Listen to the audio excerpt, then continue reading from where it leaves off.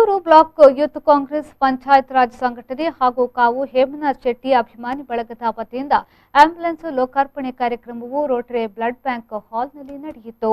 ಮಾಜಿ ಸಚಿವ ಬೀರಮಾನತ್ರಿಯವರು ತೆಂಗಿನಕಾಯಿ ಒಡೆದು ಆಂಬ್ಯುಲೆನ್ಸ್ ಸೇವೆಗೆ ಚಾಲನೆಯನ್ನ ನೀಡಿದರು. ಬಳಿಕ ನಡೆದ ಸಭಾ ಕಾರ್ಯಕ್ರಮದಲ್ಲಿ ಮಾತನಾಡಿದ ಅವರು, ಕಾಂಗ್ರೆಸ್ ಕೊರೋನಾ ಸಮಯದಲ್ಲಿ ಅನೇಕ ಸಮಾಜಮುಖಿ ಕಾರ್ಯಗಳಲ್ಲಿ ತೊಡಗಿಸಿಕೊಂಡಿದ್ದು, ಇದೀಗ ಹೇಮನಾಥ್ ಶೆಟ್ಟಿಯವರ ಅಭಿಮಾನಿಗಳ ಮೂಲಕ ಆಂಬ್ಯುಲೆನ್ಸ್ ಲೋಕಾರ್ಪಣೆಯಾಗಿದೆ. ಈ ಮೂಲಕ ಜಿಲ್ಲೆಯಲ್ಲಿ ಕಾಂಗ್ರೆಸ್ ವತಿಯಿಂದ ಒಟ್ಟು 14 ಆಂಬ್ಯುಲೆನ್ಸ್ಗಳು ಕಾರ್ಯನಿರ್ವಹಿಸುವಂತೆ ಆಗಿದೆ ಎಂದು ಹೇಳಿದರು. ಯುವಕ ಕಾಂಗ್ರೆಸ್ ಮುಖ್ಯವಾಗಿ ಸಂಸ್ಕಾರದ ಕೆಲಸವನ್ನ ನಮ್ಮ ಯುವಕ ಕಾಂಗ್ರೆಸ್ ಸಾಕಷ್ಟು ಸಂಸ್ಕಾರವನ್ನ ಮಾಡಿದ್ದಾರೆ. ಆಮ್ಲಜನಕ ಕೊರತೆ ಆದಾಗ ಆಮ್ಲಜನಕವನ್ನು ಒದಗಿಸತಕ್ಕಂಥ ಕೆಲಸವನ್ನು ಮಾಡಿದ್ದಾರೆ. ಮೆಡಿಸಿನ್ ಕೊರತೆ ಆದಾಗ ಮೆಡಿಸಿನ್ ಕೊಡಿಸ್ತಕ್ಕಂಥ ಕೆಲಸವನ್ನ ಮಾಡ್ತಾ ಇದ್ದಾರೆ. ಬೆಡ್ಡುಗಳ ಕೊರತೆ ಆದಾಗ ಬೆಡ್ ಅನ್ನ ಕೊಡಿಸ್ತಕ್ಕಂಥ ಕೆಲಸವನ್ನ ಮಾಡ್ತಾ ಇದ್ದಾರೆ.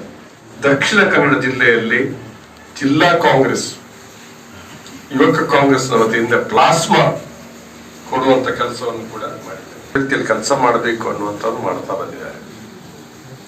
ಮಧ್ಯಾಹ್ನ ಮಂಗಳೂರು ನಗರದಲ್ಲಿ ಊಟಕ್ಕೆ ಇಲ್ಲದೆ ಇದ್ರೆ ಕಾಂಗ್ರೆಸ್ನ ವತಿಯಿಂದ ಆಹಾರದ ಪೊಟ್ಟಣವನ್ನು ಕೊಡತಕ್ಕಂಥ ಕಾರ್ಯಕ್ರಮ ಈ ನಗರದಲ್ಲಿ ನಡೆದಿದೆ. ಮಾಜಿ ಬ್ಲಾಕ್ ಕಾಂಗ್ರೆಸ್ ಅಧ್ಯಕ್ಷ ಕಾವು ಹೇಮನಾಥ್ ಶೆಟ್ಟಿ ಅವರು ಪ್ರಾಸ್ತಾವಿಕವಾಗಿ ಮಾತನಾಡಿ ಕಾರ್ಯಕ್ರಮದ ಉದ್ದೇಶದ ಬಗ್ಗೆ ಹೇಳಿದರು.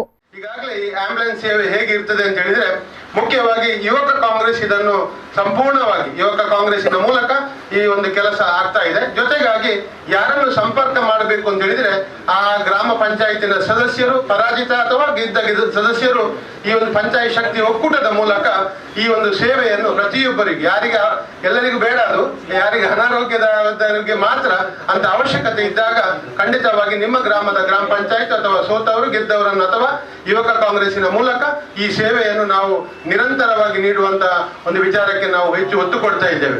ಸೇವೆ ಹೇಗಿರ್ತದೆ, ಉಚಿತವಾ ಅಥವಾ ಅದು ದುಡ್ಡು ಕೊಡ್ಲಿಕ್ಕೆ ಉಂಟಾ ಅಂತ ಹೇಳಿ ಈ ಬಗ್ಗೆ ಸ್ವಲ್ಪ ಜಿಜ್ಞಾಸೆಗಳಾಯಿತು.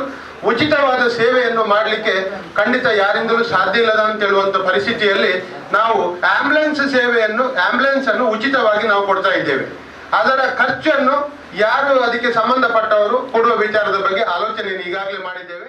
ಈ ಸಂದರ್ಭದಲ್ಲಿ ಧರ್ಮಗುರುಗಳಾದ ಹುಸೇನ್ ದಾರ್ಮಿ ರೆಂಜಿಲಾಟಿ, ಮಾಜಿ ಜಿಲ್ಲಾ ಪಂಚಾಯತ್ ಸದಸ್ಯರಾದ ಎಂಎಸ್ ಮೊಹಮ್ಮದ್, ಅನಿತಾ ಹೇಮನಾಥ್ ಶೆಟ್ಟಿ, ನಿಕಟಪೂರ್ವ ಬ್ಲಾಕ್ ಕಾಂಗ್ರೆಸ್ ಅಧ್ಯಕ್ಷ ಫಜಲ್ ರಹೀಂ, ರಾಜ್ಯ ಕಾಂಗ್ರೆಸ್ ಮಹಿಳಾ ಘಟಕದ ಪ್ರಧಾನ ಕಾರ್ಯದರ್ಶಿ ಶೈಲಜಾ ಅಮರನಾಥ್, ಕಾಂಗ್ರೆಸ್ ನಾಯಕರು ಹಾಗೂ ಪದಾಧಿಕಾರಿಗಳು ಉಪಸ್ಥಿತರಿದ್ದರು.